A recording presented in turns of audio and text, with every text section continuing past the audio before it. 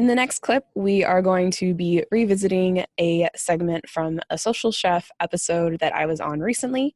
And this clip, I was asked how I think people can be using stories in their business. And that's what this clip answers. So if you are thinking about using stories, you've already started using stories, or you're kind of like, man, I don't know what I'm doing, this might be helpful for you.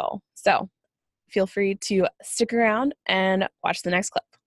How would you suggest that people use stories across different platforms? For example, you have YouTube stories. Last week was LinkedIn stories. We have Instagram stories, Snapchat stories, and who can forget Facebook stories as well. It's like layer upon layer upon layer of content.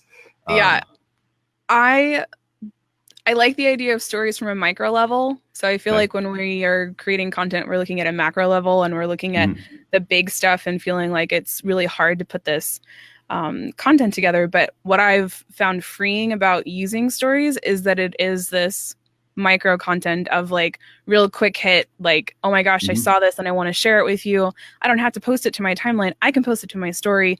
You can consume it if you want to, and then it starts different. For me, it started different conversations and different engagements that weren't there before.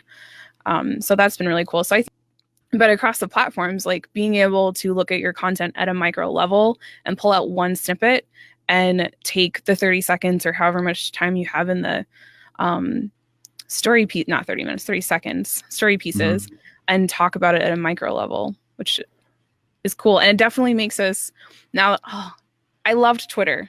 Twitter was my favorite platform for forever and ever and ever. And then they switched to 280 characters.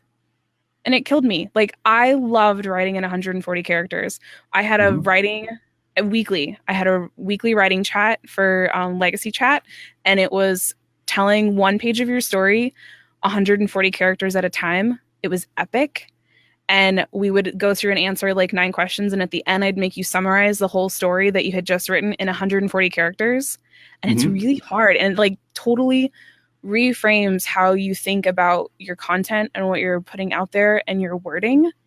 So I think that's what stories have done for content creators is it makes you really have to be intentional about what you're putting out. So I think with those YouTubers and people who have been using YouTube like that, and if we want to segue into Instagram, that the stories have forced people to reframe their content. Definitely. And, Joanne, I'm looking at all the comments here. Joanne says, hey, that, Chelsea Pite, who's been on before, she predicts, Facebook's eventually going to become all stories. Definitely think so. I mean, everything is moving towards the direction of stories. But, as you just mentioned, Gail, that everything also you have to be very succinct with what you're doing. So you are going to have to put some time into that strategy, coming up with different types of content, thinking hey, and there is no right or wrong way to use stories necessarily. I mean, you can use it one way, in one instance, if you're a business and you have other parts of your content, you can use stories another way as well. So there's definitely a lot there. By the way, good news, Phil is actually here as well. So Thank you so much for watching this video. Take a moment to subscribe and hit the bell to get notifications when new videos drop. And I can't wait to see you on the next video.